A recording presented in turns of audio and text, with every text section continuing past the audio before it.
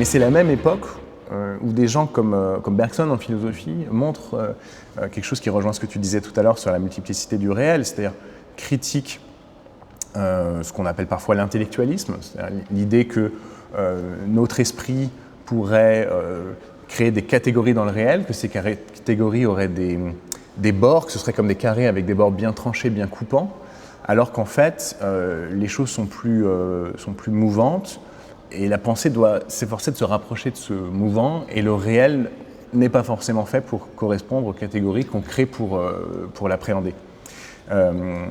Et quand on fonctionne seulement par étiquette ou par catégorie, on manque l'essentiel. Alors ça vaut pour des choses assez intellectuelles, mais ça peut valoir aussi pour des choses très quotidiennes. Moi, c'est un exemple que je prends souvent à cet égard. Je crois qu'il est pris aussi par Edgar Morin, qui est quelqu'un qui a aussi voulu développer la pensée complexe et donc qui a à voir avec les affaires qu'on discute ici. C'est celui de l'amour, tout simplement. On peut savoir où, quand on est dans le noyau dur de l'amour, on le sait. Et on va nommer ça amour, et on le dit avec un certain degré de certitude. Mais quand on s'en éloigne, ça n'est pas un carré dont brusquement on sortirait en tombant dans un non-amour.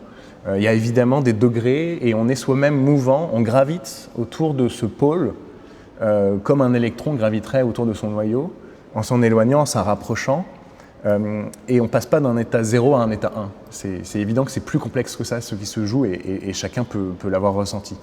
Et j'ai l'impression qu'avec les objets intellectuels, c'est un peu la même chose. C'est-à-dire que quand moi, par exemple, j'ai pu dire de certains romanciers qu'ils étaient pluralistes, donc ils étaient attachés à représenter la société et le réel selon différents angles de vue, je ne voulais pas dire qu'à côté, il y a des romanciers qui sont absolument non pluralistes. Oui, j'adore ta métaphore de l'électron à propos de cette question centrale du sentiment amoureux, parce que elle est particulièrement excellente dans la mesure où en réalité d'ailleurs l'électron n'orbite pas autour du proton. Ça c'était un peu, n'est-ce pas, l'image d'Épinal de la vision système céleste miniature.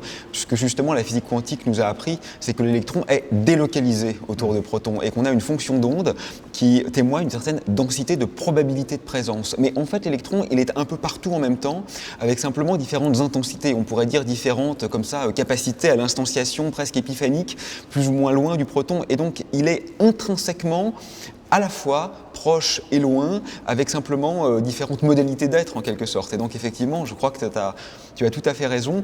Et c'est vrai que oui, ça ne se résume pas simplement aux 3 choix Facebook, quoi, où on est libre en couple, ou c'est compliqué, si je me souviens bien. Déjà, c'est déjà pas mal qu'ils aient mis c'est compliqué. Ça aurait pu être pire. Mais enfin, ou alors il faudrait tous qu'on coche c'est compliqué finalement. Ça serait ça l'acte de résistance.